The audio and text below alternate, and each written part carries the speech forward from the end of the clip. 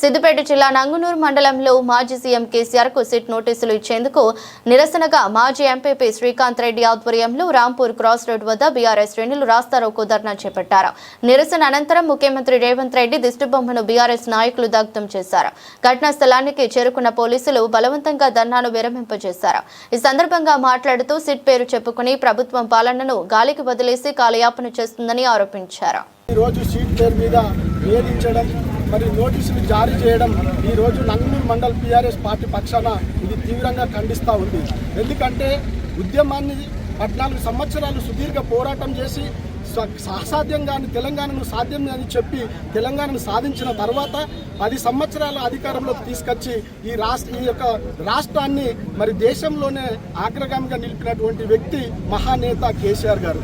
ఈ రోజు అటువంటి మహానేతను పట్టుకొని నువ్వు అన్ని రకాలుగా కేసులతో వేధిస్తూ మరి నువ్వు చేసిన తప్పులను కప్పుపుచ్చుకునేందుకు బీఆర్ఎస్ పార్టీ నాయకులను ప్రశ్నిస్తూ ఉంటే ఆ నాయకులను నువ్వు కేసులు పెట్టి వేధించడం, నువ్వు రకరకాలుగా ఎన్ని ఇబ్బందులు పెట్టినా ఈ రోజు భయపడకుండా మీరు ఎన్ని సీటు నోటీసులు ఇచ్చినా హాజరవుతా ఉన్నారు.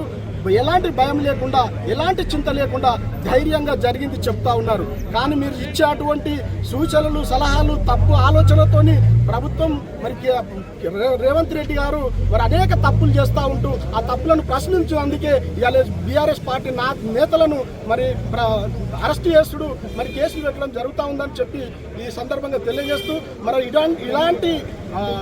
ఇట్లాంటి పొరపాట్లకు మరి ప్రభుత్వం దిగజారితే మరి రాబోయే రోజులలో తీవ్రంగా గుణపాఠం తప్పదని చెప్పి సందర్భంగా తెలియజేస్తా ఉన్నారు.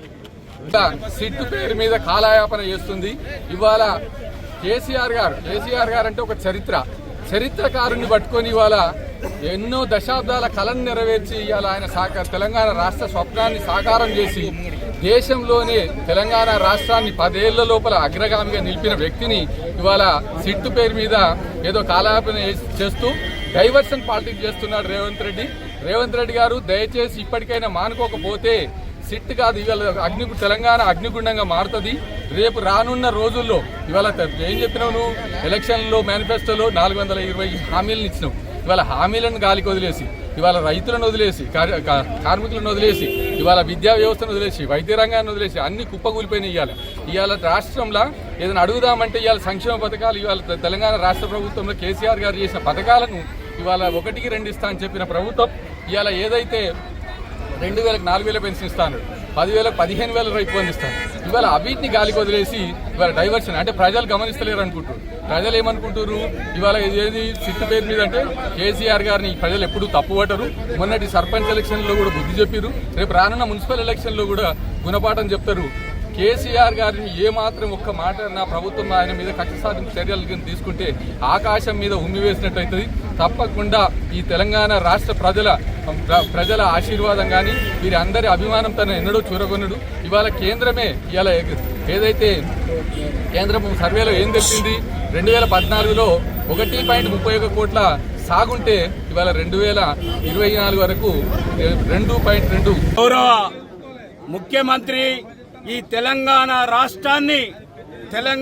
రాష్ట్రంలో ప్రజలకు ఏం అవసరం ఉన్నాయో ఆ ప్రజల కోసం పనిచేసినటువంటి వ్యక్తి కేసీఆర్ గారు. అలాంటి కేసీఆర్ గారికి సిట్ నోటీసులు ఇవ్వడం అంటే ఈ తెలంగాణ రాష్ట్ర ప్రజలను అవమానపరిచినట్టుగా భావిస్తా ఉన్నాము. ఈరోజు ఈ ముఖ్యమంత్రి రేవంత్ రెడ్డికి పరిపాలన చేతగాక, పరిపాలన ఏ విధంగా చెయ్యాలో తెలియక ఈరోజు కాలయాపన చేయడం కోసం ప్రజలను తప్పుదోవ పట్టిస్తా ఉన్నాడు. కేవలం కావలసుకొని ఈ సిట్టు నోటీసుల పేరు మీద గౌరవ కేసీఆర్ గారికి ఇవ్వడం అంటేనే ఈ రాష్ట్ర ప్రజలందరూ కూడా బగ్గుమంటా ఉన్నారు. నీ దుష్ట పరిపాలనకు అంతం పలికే రోజులు దగ్గరలో పడ్డాయి. రేవంత్ రెడ్డి, నువ్వు ఇచ్చిన మాటను నిలబెట్టుకోకుండా నువ్వు ప్రజలకు ఇచ్చిన మాటలన్నింటినీ గాలికి వదిలేసావు. నువ్వు 6 గ్యారంటీలు అన్నావు. ఈ ప్రజలకు ఏమి చేయలేక, ఏమి చెప్పడం చేతగాక ఈరోజు రైతులు అల్లాడుతా ఉన్నారు. రైతులకు యూరియా దొరకక షాపుల ముందట నువ్వేదో యాపుల పేరు మీద కాలయాపన చేస్తా ఉన్నావు. వాళ్ళందరూ షాపుల ముందట లైన్లు కట్టి పొద్దున నుంచి పొద్దుగ వరకు లైన్లు కట్టి యూరియా బస్తాలు దొరకకుండా ఏడుస్తా ఉన్నారు. అవి చూసుకోకుండా అది మర్చిపోయి నువ్వు